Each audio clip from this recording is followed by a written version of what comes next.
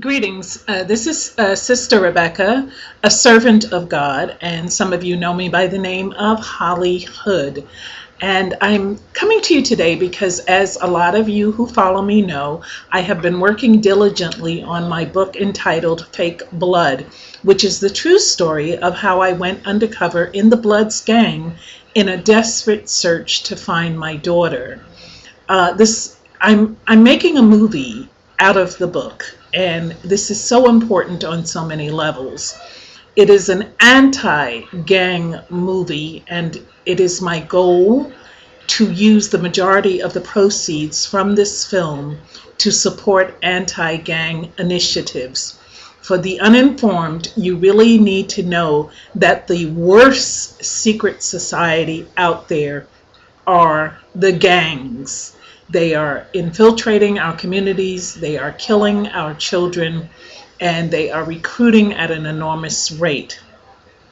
I feel so strongly about this, I cannot even tell you, not only because it came so close to home, but also because I actually have a genuine and sincere concern about our youth who are they're being tricked into participating into this lifestyle. It's being glamorized on records and in certain people that I'm sure you know are promoting the gang lifestyle in their music as if it's something to be proud of. And I just can't tell you how many children are opting for that over an education or over a career. But I'm not going to speak too much. I'm actually going to let my friend Nick Cannon tell you about his own gang experience, and I hope that you will support my endeavor.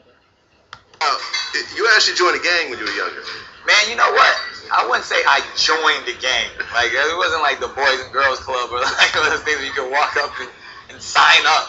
I grew up in a neighborhood in Southeast San Diego to where, you know, this public assistance area called Bay Vista, and you know that was kind of the thing, like the cat you grew up with, and then yeah, you know, I actually, if anything, I was always trying to get away from it. Of course, during the early '90s, when you know it was glorified, I definitely was wearing my Dickies and you know certain colors and the Chucks. Was it a Crip set, Blood set? It was a Blood set. Set. But it was one of those things where that's the area that I grew up in. I mean, even think of Southeast San Diego, the majority of the people from down there are from different Blood sets. So, you know, it was one of those things where I never even tried to glorify that because I felt like, you know, I got out of that unscathed. I mean, I lost a lot of friends to, you know, senseless gang violence, or a lot of people still locked up right now. So I always try to downplay it and be like that kid that